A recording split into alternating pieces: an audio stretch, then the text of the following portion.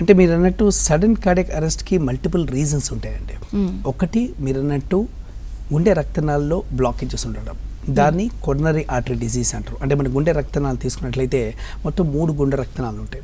So ఈ left side గుండె రక్తనాళాలు 70% హార్ట్కి సప్లై చేస్తుంది, వేరే రైట్ సైడ్ గుండె రక్తం 30% హార్ట్కి సప్లై చేస్తుంది. సో ఎప్పుడైతే ఈ గుండె రక్తనాళాల్లో 100% బ్లాకేజ్ ఏర్పడుతుందో అప్పుడు హార్ట్ అటాక్ అని రావడం జరుగుతుంది. సో మ్యాసివ్ హార్ట్ అటాక్ అనేది ఎప్పుడైతే ఈ లెఫ్ట్ సైడ్ బ్లాకేజ్ వల్ల వస్తుందో అప్పుడు పేషెంట్కి బీపీ డౌన్ అవడం, స్పృహ తప్పి పడిపోవడం అనేది జరుగుతుంది అనమాట. So one of the common causes. అది కాకుండా ఈ సడన్ కార్డియాక్ అరెస్ట్కి వేరే కారణాలు కూడా ఉన్నాయండి. సమ్టైమ్స్ జన్యుపరంగా కూడా మన వంశపారంగా చూసుకోవచ్చు.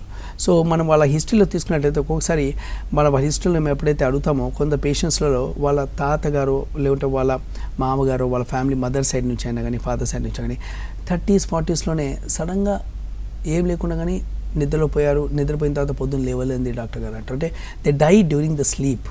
సో అట్లాంటివి కూడా సడన్ కార్డియాక్ అరెస్ట్ అని కూడా జరుగుతుంది. సో అట్లాంటి హిస్టరీ ఒకవేళ ఉన్నట్లయితే ఆ ఫ్యామిలీలో నెక్స్ట్ జనరేషన్ కూడా వచ్చే అవకాశం ఉంటుంది. సో దాన్ని we call it as inherited cardiac disorders అంటారు. సో దాంట్లో చాలా రకాలు ఉంటాయి. లైక్ ఛానలోపతీస్ అంటాం.